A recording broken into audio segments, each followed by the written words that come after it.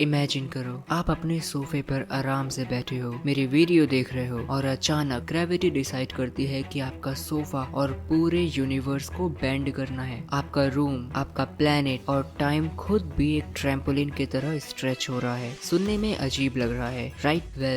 Welcome to space time. यहाँ space सिर्फ खाली जगह नहीं है और टाइम सिर्फ क्लॉक की टिक टिक नहीं है। ये दोनों एक साथ मिलकर कुछ और ही है। मतलब आप कह रहे हो कि टाइम एक कपड़े की तरह है? मुझे तो लगता था टाइम बस चलती हुई घड़ी है। बस यही समझ लो कि तुम्हारे पुराने सारे कॉन्सेप्ट हिलने वाले हैं। चलो शुरू करते हैं। लोगों को लगता है कि स्पेस एक खाली जगह है जहाँ प्लैनेट्स और स्टार्स तैर रहे हैं और टाइम एक अलग चीज है जो बस आगे बढ़ता है। लेकिन आइंस्टाइन ने ये सोच बदल दी। उन्होंने दिखाया कि स्पेस और टाइम अलग नहीं है, ये एक ही फैब्रिक के दो हिस्से हैं, स्पेस टाइम। सोचो, अगर टाइम ना हो तो कुछ भी मूव नहीं करेगा। ठीक से समझाता हूँ। इमेजिन करो आप अपना हाथ कुछ इस तरह से हिला रहे हो। अब अगर आप ध्यान से सोचो तो हाथ को हिलाने में 1 सेकंड का वक्त लगा है, और अगर आप अपनी गर्दन मोड़ रहे हो तो उसमें भी कुछ मिली सेकेंड जरूर लगेंगे। इसका मतलब आप कोई भी काम क्यों ना कर रहे हो, लेकिन उस काम को करने के लिए आपको टाइम चाहिए ही चाहिए। बिना टाइम के कोई भी काम नहीं करा जा सकता।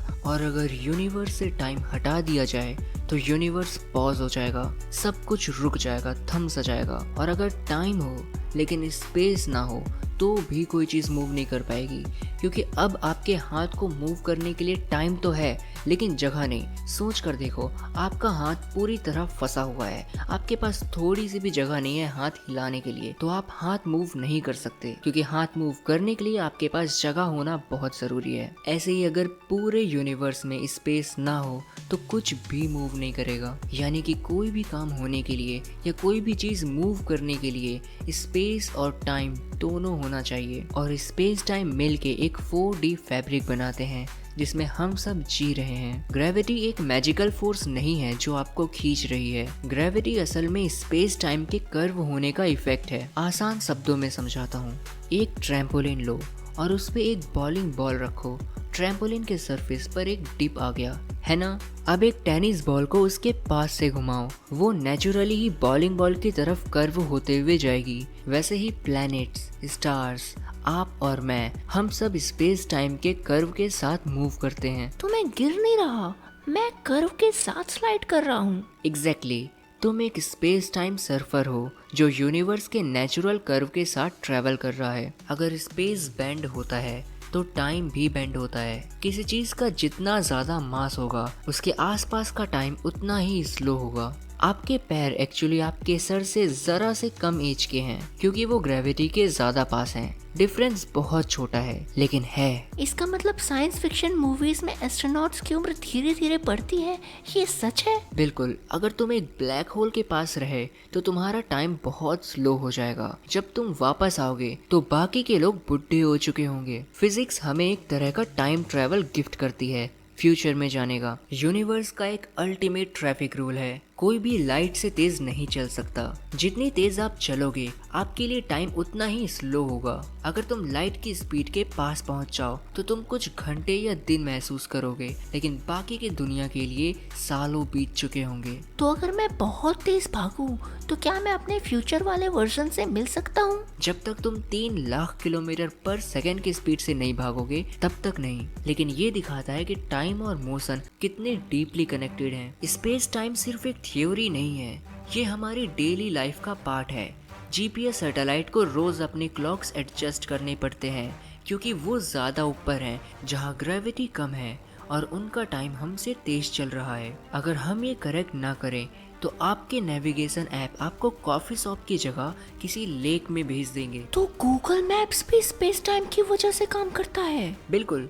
स्पेस टाइम के बिना मॉडर्न टेक्नोलॉजी पॉसिबल ही नहीं। आइंस्टाइन की इक्वेशंस ने ब्लैक होल्स, ग्रेविटेशनल वेव्स और वर्म होल्स के आइडिया को भी प्रेडिक्ट किया।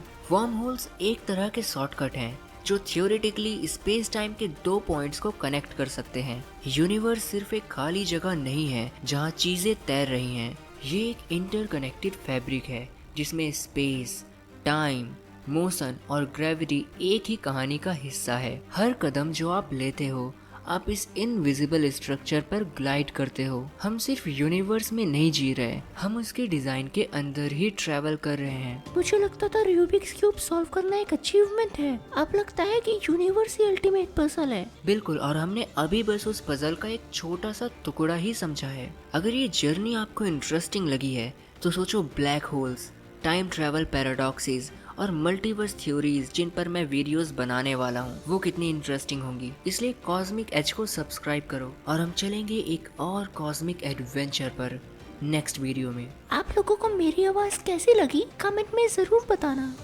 ऐसे ही पूरे यूनिवर्स में कोई भी चीज़ मूव नहीं करेगी अगर उसके आसपास ऐसे ही अगर पूरे यूनिवर्स में